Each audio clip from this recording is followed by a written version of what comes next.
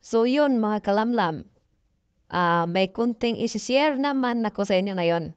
So, ang ginagawa ko pala ngayon ay isang Mazda Bongo Titan.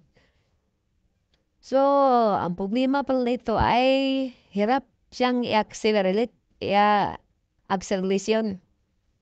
Yung pedal niya sa acceleration, hirap siyang, yung delay yung acceleration niya, delay yung RPM niya.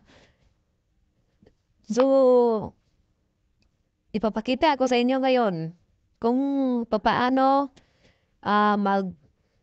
mag-manual scan ng ganitong OBD. OBD 1. To play OBD 1. So, tingnan nyo lang ang ginagawa ko dyan mga kalamlam para ah, para naman para makatulong ito sa inyo. Gaya sa mga mekaniko dyan na hindi pa alam yung ganitong mga moves. At saka yung may owner, pwede niya rin gawin to. Kung may bunggo dyan ng mga Titan, masutitan yan. Pwede rin gawin to para malaman niyo rin kung anong sira ng mga sensor na sasakyan niyo. So, pasensya na mga kalamlam sa video. Nahirapan tayo sa kalisod nitong pagtatagalog. Kasi meron kasing request na magtagalog tayo sa mga subscriber natin na sa mga video. So, nabugos tayo nito, magtagalog, kahit nahirapan tayo, sige lang. Tayo lang bahala, diyan magsabot. Yan. Diyan, yung tinuro-turo ko yan. Diyan tayo magkukuha ng koneksyon para malaman natin na anong code ang lalabas yan. Diyan sa pangatlong koneksyon yan, diyan sa pangatlong koneksyon ay diyan tayo maglagay ng si connector at saka diyan sa panglima.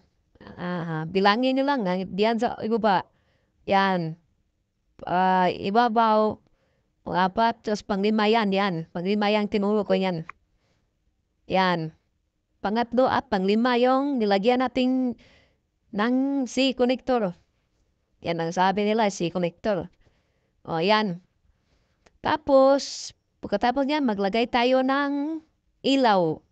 Okay? Anong ilaw niyo dyan? Basta hindi mataas na yung malaking ilaw yan. Yan lang ang ginagamit ko, yung tester ko, test lamp. Kasi mababa laman yan ng ilaw lead yan. So, yan ang ginagamit ko. Nilagyan dyan sa unang koneksyon. Dyan sa una, dyan ko ilalagay ang ground ng test lamp po dyan. No? Yan, nilagyan ko lang wire para hindi kasi masulod yan. No? Yeah. Yan, ginano ba yan? Yan, pinapaakan ko na lang yan ng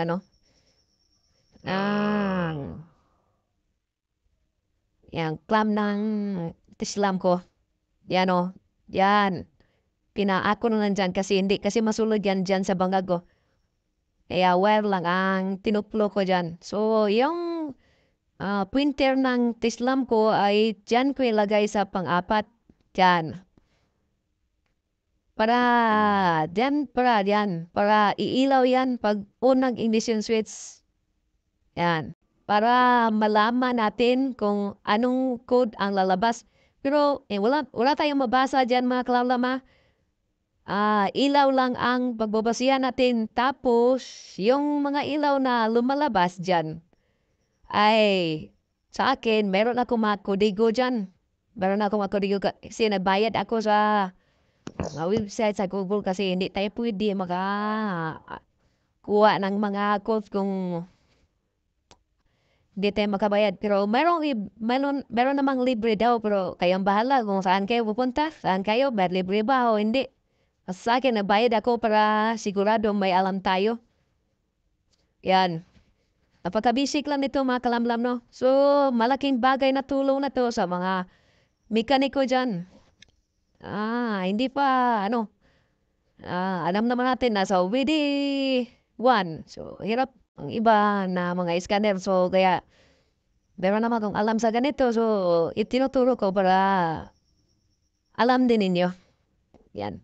At saka sa may mga may-ari ng bunggutaytan dyan, ito lang ang gagawin nyo para alam natin kung anong sensor ang sira o anong problema dyan.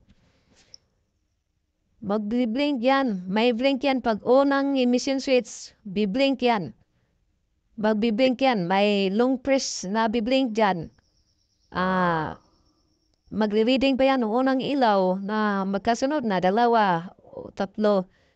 Reading pa yan. So, pag may ilaw na long blink, tapos masundan ang fast blink, yun ang reading ng code niya.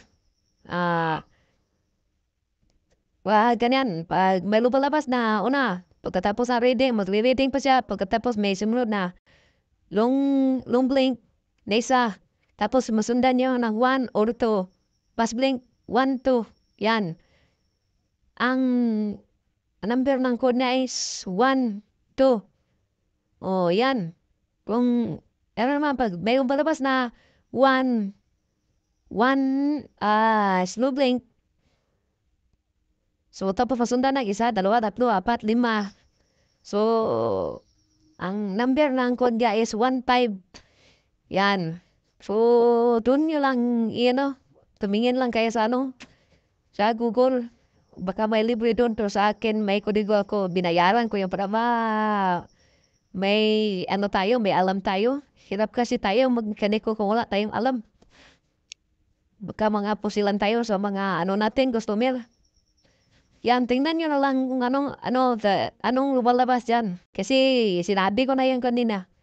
Yan Yan. Tingnan nyo lang. Tingnan nyo. Long blink. Yun. 1, 1 yun. Tapos, sundan pa na isang blink. Long blink. Ayun. 1, 2 yun. Yun ang 1, 2. Yun. 1, 2. Sundan niya. Reading yan. Reading pa yan sa iba. Baka meron pang ibang mga sakit yan.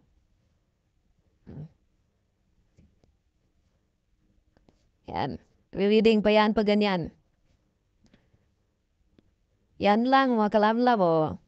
Yan lang ang isip ko sa inyo. Yun lang. Ang lumalabas pala dito, na code mga kalamlam, kasi alam ko to kasi meron naman ako mga kodigo dito. So, ang lumalabas na code is 1, 2. 1, 2.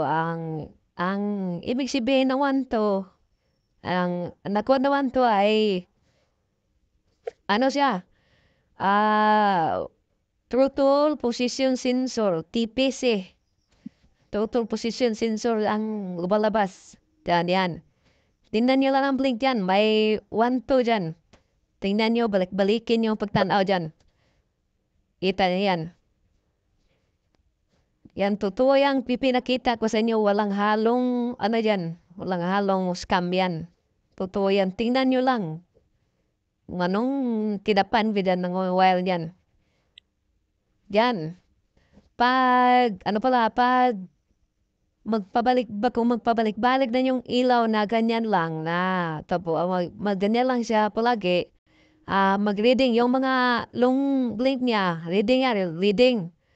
Tapos, magbalik-balik yan. Kung magpaulit-ulit pa sa Katagalog, kung magpaulit-ulit yung mga ilaw na ganyan. So, wala nang ibang code ng lalabas, yun lang ang may problema. Kung tuloy-tuloy pa yan, tuloy pa yan, magbibigay ng code, meron ba problema? Yun lang ang kunting isi-share ko sa inyo mga kalamlam, no? So, talagang malaking bagay ito sa ibang mga mekaniko dyan. So, ganyan lang. Ganyan lang. Yan, tinuturo ko dyan ang TPC, Total Position Sensor. TPS, sorry. TPS pala. Yan lang, mga kalamlam.